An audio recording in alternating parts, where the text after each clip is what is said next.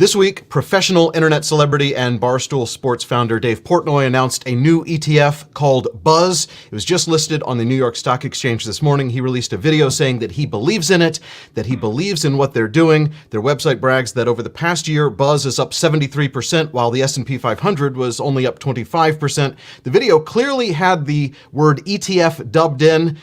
He was actually saying index, it sounds like. So point of clarification here, a Buzz ETF is basically tracking the Buzz Next Gen AI US Sentiment Leaders Index. Dave Portnoy is a partner and now part owner of Buzz Holdings, the company behind the Buzz Index. They say the index uses natural language processing technology to ingest and determine the positive, negative, or neutral value of millions of inputs. When it comes to stock trading based on social data and social signals, if you've ever watched Dumb Money at all, you know that that is something that we know a little bit about. Before we quit our day jobs to trade our own money full-time, Chris and Jordan actually founded a social data intelligence company called Ticker Tags. I briefly joined them there before selling Ticker Tags to an even bigger financial data analytics company. So will the Buzz ETF be the magical data-driven, AI-powered stock picking tool that both retail and institutional investors have always dreamed about? Or is the methodology flawed? Is this ETF merely a hype machine collecting big management fees on a portfolio of stocks that really aren't all that buzzy after all? Today on Dumb Money, the experts weigh in. We'll dig into the methodology behind the Buzz Index, how the Buzz ETF trades, and if we would consider buying shares as we reveal the truth about Dave Portnoy's new Buzz ETF. We are Dumb Money. Three friends who turned $30,000 into $30 million using nothing more than Twitter and a zero commission trading account. The suits that work on Wall Street, they call those people the smart money. That's not us. Our goal is to help level the playing field for everyday investors. We are Dumb Money. Hey there, Dave here along with Chris and Jordan. We are Dumb Money. Welcome to Dumb Money Live. This is going to be a hot topic today, even among our close friends. The group text this morning, it was all about Buzz and Dave Portnoy. One of our friends picked up shares this morning because he said, and I quote, "It's really just a play on Portnoy. His following is large enough to move the needle on the stock, right?" Wrong. And we'll tell you why after I remind you that this is an important episode for all investors. You probably will learn something today. So if you don't mind, help other people learn by sending that like button to infinity and beyond. It will help get this video noticed by the YouTube algorithm. Speaking of algorithms, Chris, Jordan, the algorithm the new ETF is based on is not new at all. It's been around since 2013. There was another ETF based on the exact same index that launched in 2016. It was called Buzz, but the ticker was BUZ with one Z instead of two, and it shut down in 2019. It had like 8 million in assets when they shut down. So let's talk about how the index works. They say it's the 75 largest US cap equities, which exhibit the highest degree of positive investor sentiment, according to analysts' analysis of 15 million data points each month. What does that mean to you? Well, what it means to me is that that's what people talk about, right? So like they're basically just finding the equities that get enough mention in certain forums. And I think they're looking at Reddit, they're looking probably at Twitter, there's probably a few other places they're looking, but they just had to find something. And they say stock twits too. Yeah. So they're basically ingesting a bunch of data, very similar to what Ticker Tags did. Right. And they're trying not to find trends, but rather just track the volume and sentiment of those mentions, and then buying a basket of only big, large cap companies. Yeah, let's tell a little bit of the history here. Buzz is founded by Jamie Wise. He was one of the guys that was in the space when we were in the space at Ticker Tags for the past 7 years, kind of peddling social sentiment algos around Wall Street. He's a really nice guy. I think his heart's in the right place. I remember him. He really believed in what he was doing at Buzz Index. And it's just shocking to hear this news about Buzz Index today, because it was like such an old name to all of us that were in the industry sector. Did you notice that I guess it wasn't the prospectus, but it was the kind of how it works document was the exact same document from 2016 or 2017 or something, with just a different cover image on it? Yeah, that's what I was about to say. And this is going to be a great episode, because guys, if you really want an inside view of what this index is, how it actually works, this is it. I don't know if there's anyone else in the universe that is better prepared to kind of explain this than us, because we actually spent nearly a year at our company Ticker Tags developing a social sentiment ETF for one of the largest ETF providers in the world. We can't say the name because we're under an NDA. When we were doing this, we were actually competing with a number of other social sentiment firms, and they essentially took our algorithms, which we developed based on positive and negative sentiment, almost exactly like the Buzz ETF. Like if you read the white paper, very similar, but we all had slightly different algorithms because they were human trained. So we actually went through the entire process of training our algos to identify what a positive tweet on a stock would look like and what a negative tweet would look like. So we took things like words like rocket, or today it would be deep space, would be positive sentiment associated with the ticker. To the moon. What we did actually is we looked at hashtags, and I think we looked at emojis also. Yeah, so it goes into account. Yeah, so we were even pulling in emojis, like we were doing everything, and we had what I felt was one of the best detection algos to eliminate bots and to eliminate spam, which is a really important piece of this. But here's the amazing thing. We developed this algorithm for this ETF, and the firm we were working with, the ETF firm, back-tested all the sentiment providers, and they got back to us, and they were like, you guys won.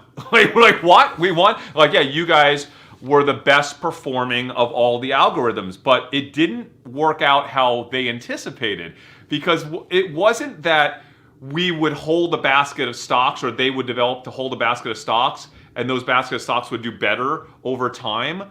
What happened was it was the inverse of that, to where anything that we identified as having positive sentiment, in a 30-day period after that, or 90-day period after that, those stocks back in 2017, was it 2017, Jordan, when we did that project? Yeah, in that range.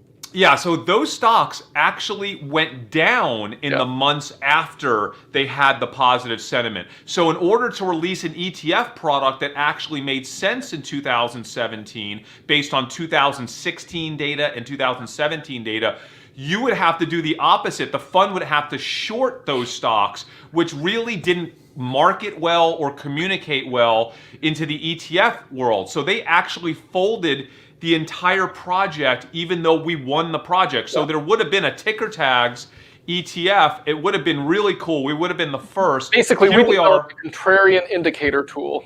Yes, yeah. And what's amazing is if you look at the Buzz Index performance back in like 2018, 2019, I don't even know if they go back to 2015, 16, 17, but you'll see that it never outperformed the S&P. But then we have this anomaly year of 2020, the ultimate year when stocks that people generally talk about just happen to do really well, and not for a month and then drop off like it would happen in 2016, 17. They would do well for like 3, 4, 5, 6, 7 months, right? All these meme stocks, even the big stocks like Tesla, right? So that was an anomaly year. And yes, the Buzz Index did outperform that year, and they're like, well, we have all this great data, it's really sexy now, let's get Portnoy. By the way, Jamie, beautiful job getting Portnoy. Like, this guy has been working so hard for so long in this Buzz Index. I'm so happy for him. I hope you and Portnoy make a killing in the ETF.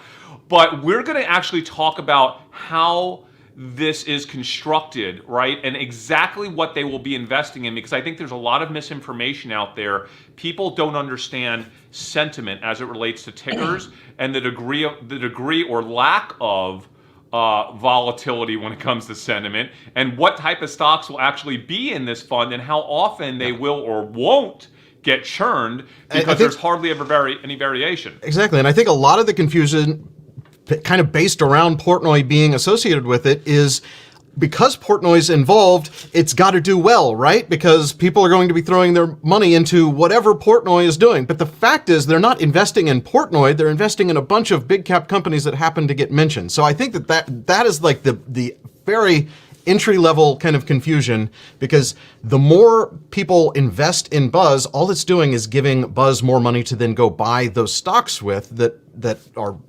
chosen by their algorithm, and that algorithm is basically buying big companies that Buzz would have to get really big to actually influence the price of those underlying companies. Dave, can we, before we get really granular into the workings of the fund and how we feel about it, let's remind everyone we're not financial advisors, and we're really just here to educate and to explain our strategy and our thesis, what we feel about it. Please poke holes in it.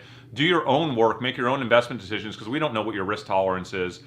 We only know how to make decisions for ourselves. So that's what this show's about. I just want to be very clear about that.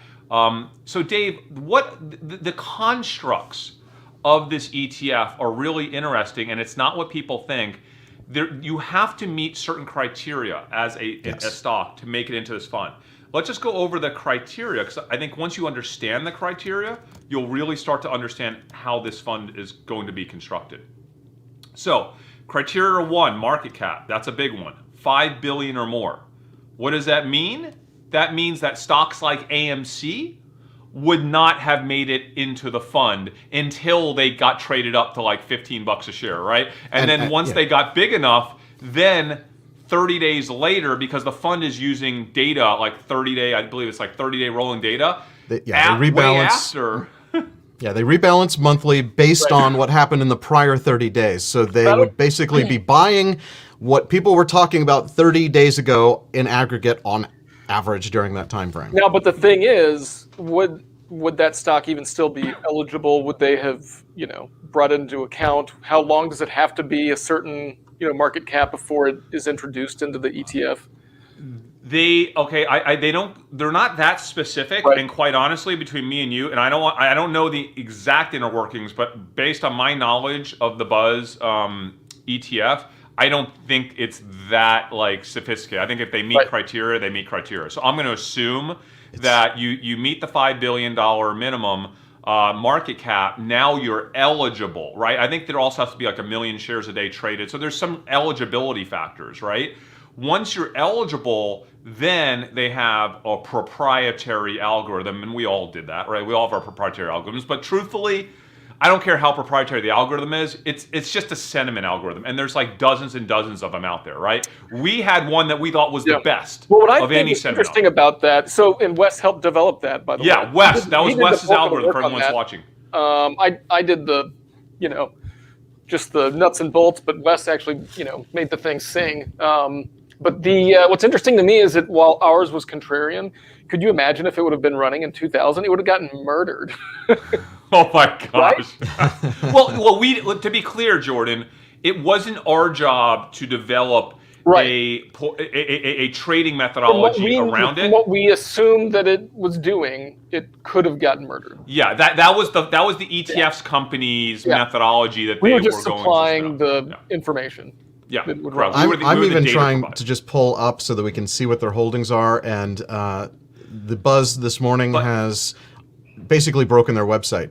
It looks like they're on WordPress or something, and the style sheet won't load. So but Dave, let's talk about once you make that criteria, because there are a lot of companies that are over a $5 billion valuation. So what actually makes the criteria then? So let's talk about it. Then you have to meet additional criteria, which is you have to generate some minimum threshold of conversational volume for that particular stock, okay? They don't tell you what that minimum threshold is, but there's a minimum threshold of conversational volume. So call it 500 mentions a day, 1,000 mentions a day. That's proprietary to the fund. So only certain stocks are going to generate that type of conversational volume. And what does that mean? It means that insurance stocks, industrial stocks, those aren't companies that we talk about on StockTwits, on Reddit, on Twitter, right? Like we don't use cash tags about those companies. So those companies are rarely eligible to make it into this fund. It's almost like you took the entire S&P 500 and then filtered out anything that didn't get mentioned, right? Like didn't have a lot of people talking about it. So that's our first kind of gating, the first filter on this. But Dave, that's just a qualifier. It's not like the stocks that generate the most interest have the heaviest weighting in the fund. That is a big misconception, because I've seen a lot of people saying that. No, as long as you generate some volume, some predetermined volume of conversation, you now qualify, which I imagine is a lot of companies, okay? because that's how it was when we were doing our sentiment ETF as well. Now, the last step is they have a proprietary sentiment engine that basically says, hey, 93% of the conversation related to this stock that is over a $5 billion market cap and that has meet our criteria for minimum threshold of conversation, 93% is positive, 5% is negative, 2% we can't determine. So they give it a rating. And they're going to rank every single stock based on those rankings, right? And the stocks that have the most positive conversation around them are going to be ranked the highest, right? And so I believe they're going to take the top 75 based on ranking and weight them appropriately and then purchase those stocks and rebalance them every month. But what does that actually look like in practice? In practice, when we analyze the data for our social sentiment ETF that we had built, I'm going to tell you something right now. It's not what you think. The sentiment doesn't change that much day to day, month to month, because a stock that generally generates 93% positive sentiment, maybe they'll dip to 89%, then they'll go up to 94%, but they'll generally always be in a range because people that follow that stock generally say the same type of stuff about that stock. Unless there's something really dramatic, it's always going to stay in that range. So I think what you're going to get in this ETF, Dave, are a bunch of stocks that qualify, that generate some minimum level of social buzz, and that generally people have talked positively. So Tesla, right? Tesla, like what are some other just general stocks that generate mention frequency where the sentiment is generally positive? I think it's going to comprise those stocks. Apple is in the top of the list. But yeah, I mean, Apple will always be in that list, right? Apple and Microsoft and any of these mega cap companies. So here are, according to I found a spreadsheet that I could download because their website's broken. Here are the top 10 holdings: DraftKings, Twitter, Ford, American Airlines, Facebook, Amazon, Apple, AMD, Netflix, and Tesla. Yeah. I have news for you guys. They might not be the top 10 all year, but those 10 stocks are, in my opinion, going to be at the top of that index, like top 30, it's probably just forever. Talk about, right? And so look, if you're, this might be getting ahead of myself, but if you're buying a product, right? I mean, you get the securities underneath, right, which is great, but you're buying a product. The only reason that this product is being offered is to make money, right? So they're trying to get your fees. Yes. Which, by the way, some ETFs, you hear about ETFs as being a low-cost way to invest. This one is a 0.75% fee. Now, I have some ETFs.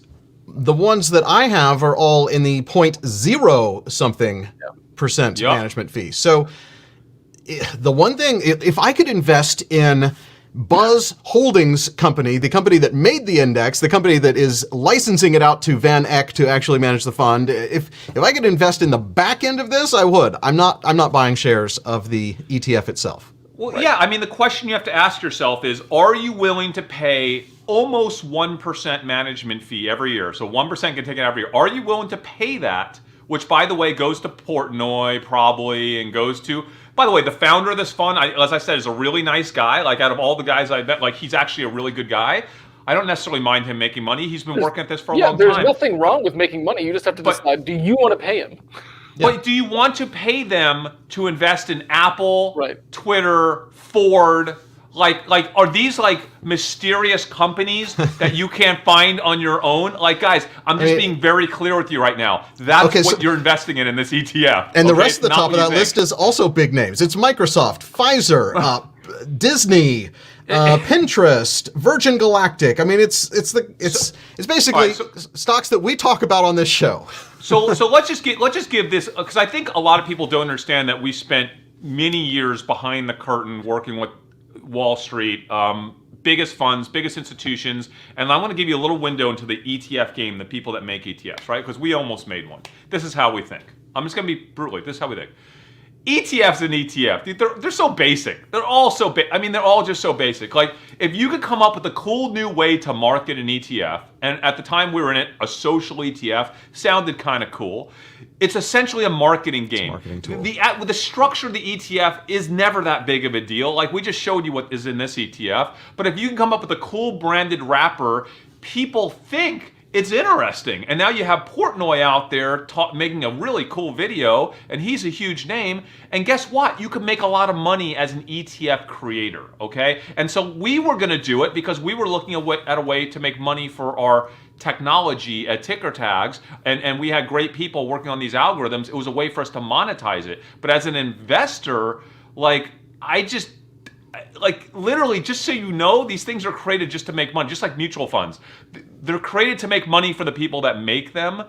And I am not seeing anything here as an investor that I can't easily do myself. In fact, the data is so delayed that, if I want to invest in AMC or the next AMC or the next GameStop or the next Rocket, I should probably not wait 30 full days after that comes into the world of social to make that investment, right? I'm probably exiting that investment most of the time 30 full days after. So what I was thinking was, this fund, if it gets really big, if they raise billions and billions and billions of dollars for the fund, is just going to invest all that money in these stocks. It could end up being like a tailwind for some smaller mid-cap companies that are trading between 5 and 10 or 5 and $15 billion valuation that don't have any social buzz, that all of a sudden when something happens, like AMC, for example, and then they do get a bunch of social buzz, or maybe they make it from 3 billion valuation to 8 billion valuation, now all of a sudden this random company like AMC qualifies for the Buzz ETF. Okay, so the Buzz ETF, if it's a $4 billion ETF, they might end up putting $100 million or $140 million or $150 million into a company like AMC. Does that basically act as a tailwind because it's happening a month after the event, so it allows people to sell into that? Does the fund become the bag holder of stocks like AMC in those situations, right? And can you as an investor almost like front run what you think this fund is going to do? Because they tell you what they're doing, so you can go through the math like I just did and basically say, hey, the same way we think a company's going to get included in the S&P, this company's probably going to get included in the Buzz ETF next month. Yeah. And they weren't in this month because we know they didn't qualify this month. So the only thing is the fund would have to get really, really big for it to have any, because they are always going to have 75 stocks, and their weighting as of right now, their top holding is 3.33% and their bottom holding is 0.35%. So it's this range where even if they were a $4 billion company and they had 3% invested, that's only $120 million. That's not enough to move a stock unless it's a really small stock. And their first threshold qualifier is that it's a big cap stock. Yeah, Dave, it can move it though if it is one of the small, the companies between 5 and 10 billion, if they have a light float, and if at the time that they make the fund, they're no longer being super actively traded because the story is kind of gone a little bit. So it could act as a tailwind. It could act as a buyer that you can sell into. You know they're going to be there in 30 days, right? And by the way, like if they have to make that purchase over just a few days, like a lot of funds often do, because they're rebalancing and they're trying to get those new additions. Yeah, I mean it could be meaningful, but it's not something I'm going to be thinking about too much. I won't honestly be thinking about this fund too much at all. Here's the other thing, Chris. So, and we've talked about this before. We talked about this all the time at Ticker Tags. Is that, what I assume they're doing is when people talking about top line, just talking about the company or talking about the ticker or talking about, so it's people talking about the stock, really, where what we tended to be more interested in, what we're interested in here is less about what people have to say about the company, is what people have to say about the products and all the things that are related to the company. And Jordan, when we actually were working with this ETF provider, which was much larger than the ETF provider that Buzz is working with, we wanted to create that ETF. We actually initially started work on an ETF that would connect the dots between social conversations that were accelerating around products and consumer behavior and cultural shifts, like we do as social arb traders on this show and in our Discord community, which you can go to at dumbmoney.tv/Discord. That's what we do on this show. That was the actual ETF we went out to start to create, and they said, hold up, guys.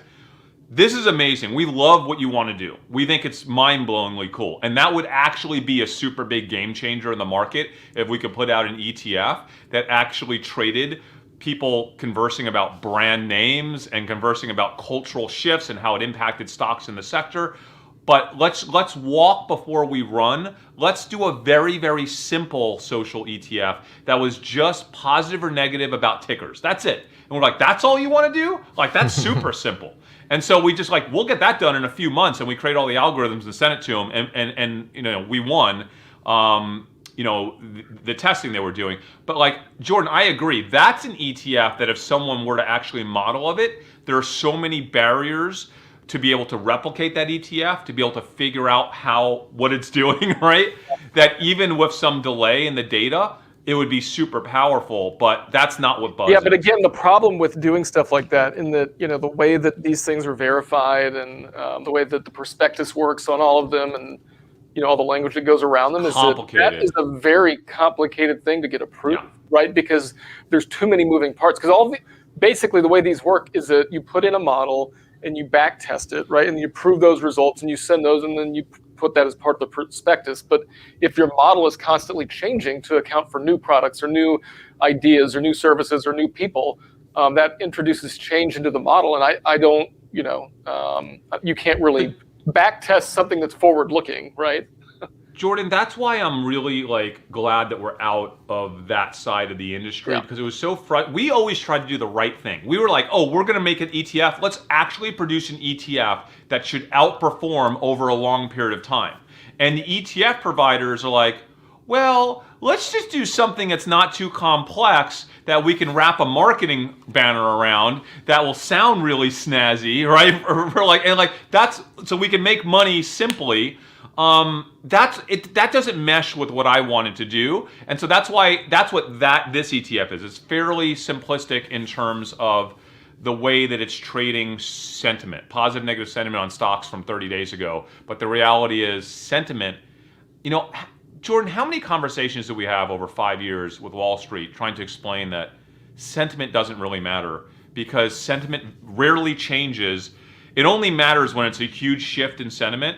Like, we would use sentiment when we were looking at companies that got into a lot of trouble, like Volkswagen, right? Or Lululemon, when they had those, you know, pants come out that were see-through. Because sentiment were like SeaWorld. Sentiment would shift, but everybody knew it shifted. Or Chipotle, when Chipotle had that massive. So everyone knew the sentiment shifted down. But then we would use sentiment to identify when it started to shift back up. Because if a sentiment's going to change by 30%, that's insanely big for any ticker. Once it starts to tick back close to its kind of medium sentiment, at that point, then that's like a leading indicator that people are forgetting about the bad event. So there are niche cases when we would use ticker sentiment and even company sentiment or product sentiment. But for the most part, what we were focused on was volume of conversation. That, I think, is way more interesting than a sentiment-based algorithm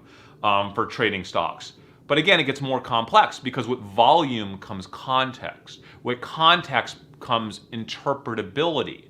With interpretability comes the inability to standardize for prospectus. Okay, so I'm sorry to go in deep with you guys, but I really want you to understand why Wall Street makes the products they do and why they don't make the products that they don't, even if they would be the best products, right, to make. Yeah, exactly.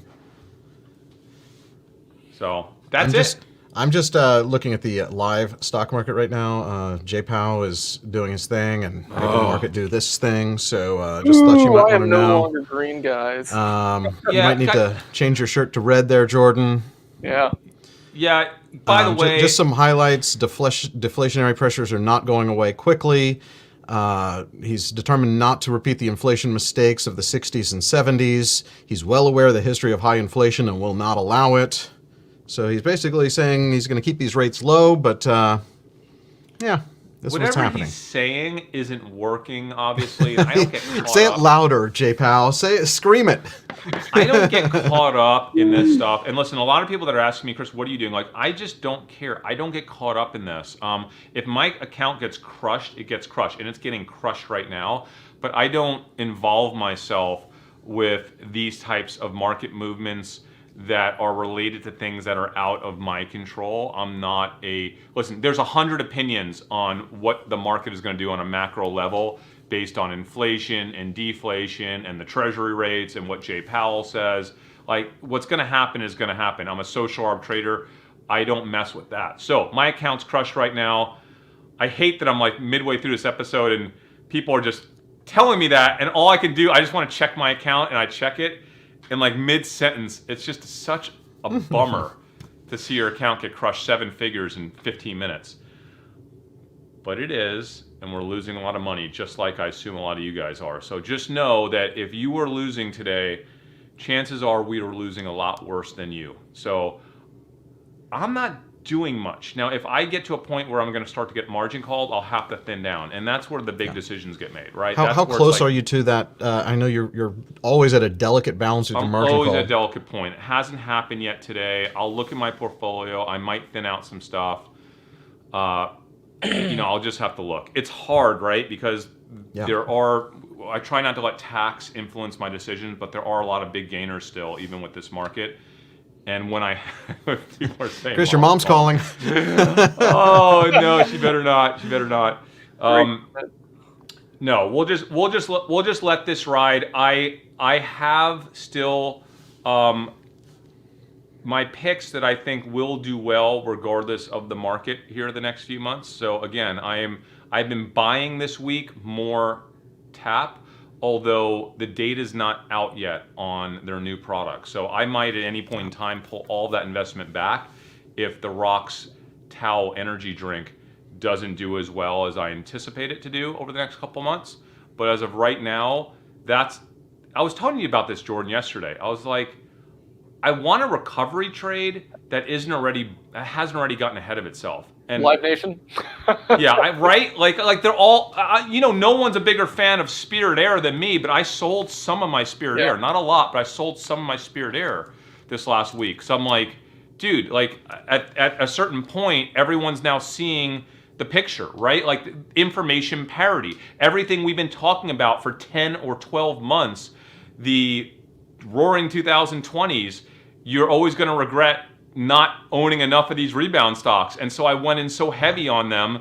And now I'm like, I feel like the rest of the world is finally fully appreciating all these recovery stocks. And I'm going to start to pull out of them, not completely, of course, but I am going to start to lighten the load on some of my recovery stocks because the rest of the world has seen the trade.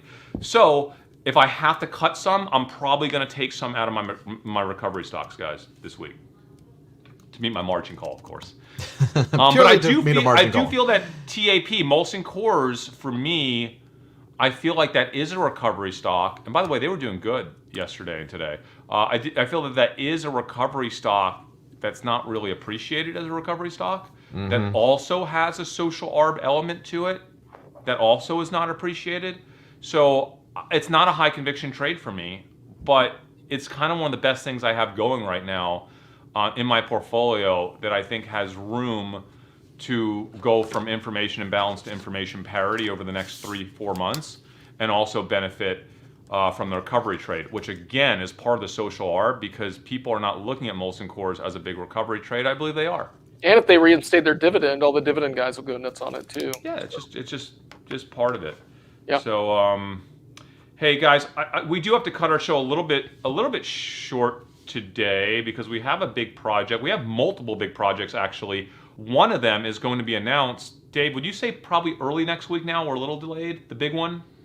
I don't exactly know when, but I'd say in the next week or so. And okay, in the next week, we have a couple things going on. We have the dumb money. By the way, we do have the dumb money portfolio that we are giving to the community, a $10,000 portfolio. That's just the starter. Like the 10K is just like the first deposit I've made into that portfolio. That is your portfolio. The community gets to keep the profits from that portfolio. And by community, I mean our Discord community. And I think I have a plan to get that portfolio up to 6 figures, if not even 7 figures, over a relatively short period of time. And we're going to announce exactly how that's going to happen in the next few days. We also have a project that is touching our original Dumb Money channel. If you guys haven't subscribed to our original Dumb Money channel, which is just youtube.com/dumbmoney, we haven't posted there in the last couple months, but we are about to make a major announcement to that channel. So please go subscribe if you haven't. It's almost at 100,000 subscribers, right? Getting very close to 100. Yep. Please subscribe to that channel. We will make the announcement on this channel and that channel, but it's a big announcement. I think will be really fun for the community. So please watch us there. And watch us on Hey There Dave here, because Chris, you're making a guest appearance on the episode. It's going to be today at 6:15 Eastern, 3:15 Pacific. Can you tease the episode? Well, it's about NFTs. You love NTFs and NFTs. NTF would be a good ETF of NFTs. That was actually, confusing. you know what? There's an NFT.org coin that is heating up today. It's up like 80% today. So that is some backbone technology for NFTs. We're going to be talking about Chris's big investment in CryptoPunks. We're going to be talking about how you can make your own NFT. And here's a little secret. I'm giving away a very, very limited quantity of NFTs. Very special Hey There Dave here NFTs. You'll find out all about that today. And just for all of the people watching the show, I'll give you a little hint. At about 5 minutes during the Chris Camillo portion of the video, there's going to be a URL flashed on the screen. Look for that. That's all I'm saying. Dave, that's all I'm saying. I'll say this.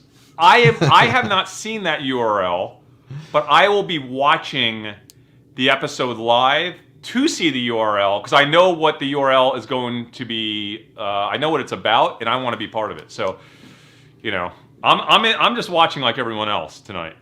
Can't wait, Dave. I can't wait either. It should be a good one. We have to end this, and you have to come over to my house to help me with this project. Yes. So that's going to do it for this one. Thank you guys so much for watching. We are Dumb Money. We will see you back here whenever we do another live show. So you better subscribe and turn on those notifications, because you never know when we're going to be here on Dumb Money Live.